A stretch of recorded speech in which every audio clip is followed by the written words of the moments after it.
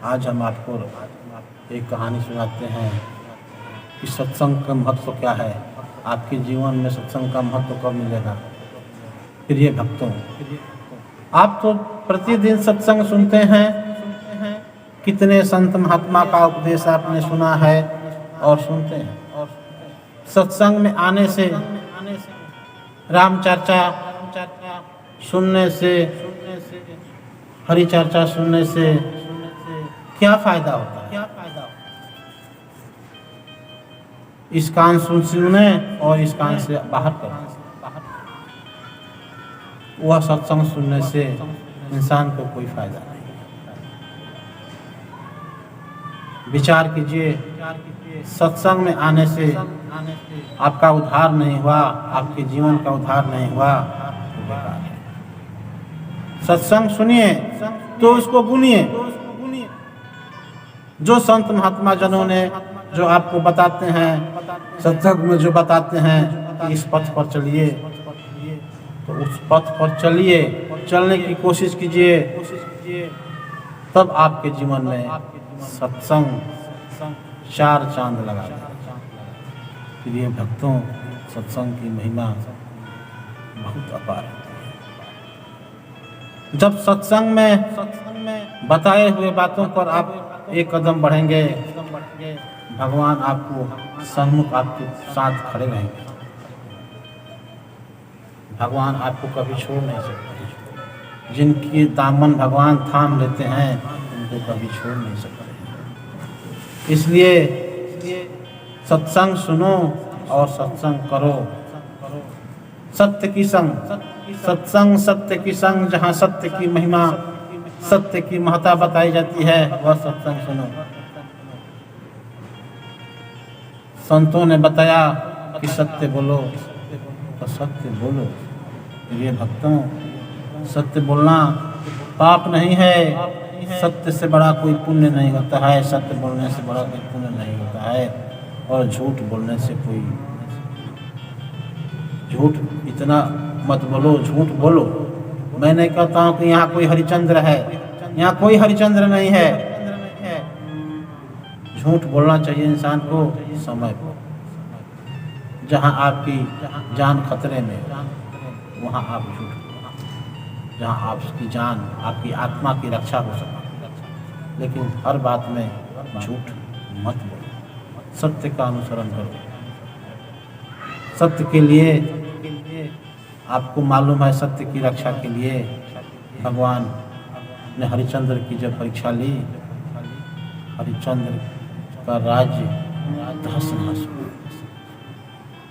पत्नी बिक गई, बेटे बिक गए, अपने डोम बन गए। सत्य की रक्षा, सत्य की रक्षा के लिए वो बर्बाद हो गए। उनकी लाल बत्ती जल गई, लेकिन सत्य को नहीं छोड़ा। इसलिए जिसके भी सत्संग में आप बैठो, जिन संतों की सत्संग सुनो, उनकी गुणों को अपने आचरण में उतारने की कोशिश करो, तभी आपके जीवन में खुशियाँ आ सकती है। नहीं तो सत्संग में गए, इस कान से सुने, इस कान से बाहर किए, तो कुछ होने वाला नहीं है। सत्संग की महिमा यहाँ नहीं, स्वर्ग लोकों तक सत्संग की महिमा है। भक्त के पहला लक्षण सत्संग। सत्संग में आप आते हैं, ठीक है, बहुत अच्छी बात है कि सत्संग सुनते हैं। और इससे अच्छी बात तब होगी जब आप उसको गुणोगे। ज्ञान कहीं से भी प्राप्त हो सकती है। बड़े संतों से भी ज्ञान प्राप्त हो सकती है, छोटे संतों से भी ज्ञान प्राप्त हो सकती है। उस ज्ञान को हासिल करो। देख लो, एक समय की बात है, ज्ञानी और भक्त में झगड़ा हो गया, आपस में लड़ाइयाँ हो गई, ज्ञानी में और भक्त में। भक्त बोला कि मैं बड़ा, ज्ञानी बोला कि मैं बड़ा। दोनों में तर्क वितर्क होने लगे। ज्ञानी कह रहा है कि हम बड़ा, वो भक्त बोल रहा है कि मैं बड़ा। बीच में एक संत आए, दोनों की झगड़ा कैसे समाप्त हो?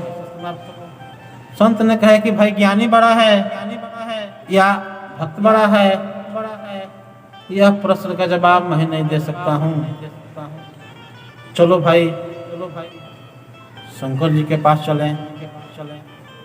जब ज्ञानी और भक्त दोनों शंकर जी के पास गए तो शंकर जी ने कहे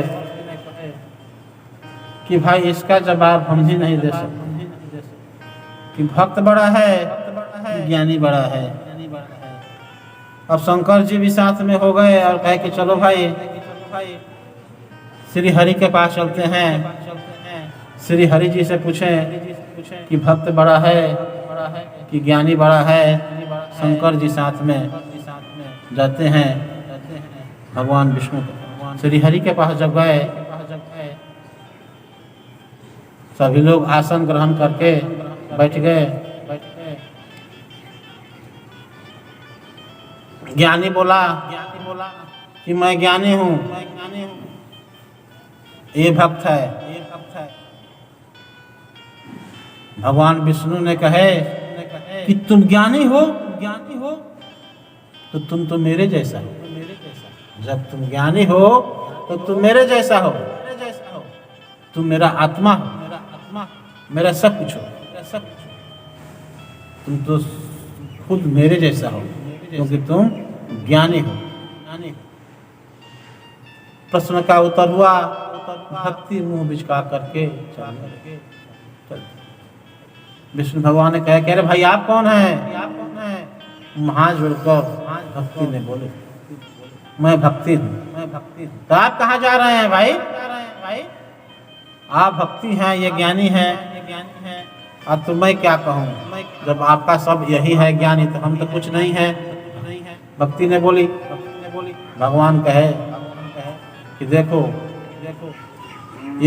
ये ज्ञानी मेरे जैसा है, मेरा स्वरूप है। लेकिन भक्ति तुम तो मेरी परमात्मा हो, मैं तो तेरी भजन करता हूँ। उत्तर मिल गई कि ज्ञानी बड़ा है कि भक्ति बड़ा है। तो भक्ति आप करेंगे, भगवान का नाम लेंगे तो आपका जीवन में उद्धार हो जाएगा। इसलिए हर इंसान को अगर सत्संग में जाते हैं तो सत्संग की महिमा को सुनिए और संतों के बताए हुए मार्गों पर अपना कदम रखिए और चलिए। धीरे धीरे आपके जीवन में एक दिन ऐसा आएगा कि आप भी बहुत बड़ा संत बन जाएंगे, आपको भी सिद्धियाँ प्राप्त हो जाएंगी। प्रत अभ्यासते जड़मत सुजान रसरी आवत जातते सिल पर प्रत निशान। रस्सी के आने जाने से कठोर पत्थर भी कट जाता है। तो भगवान में भक्ति करने से धीरे धीरे भगवान जरूर सुनते हैं।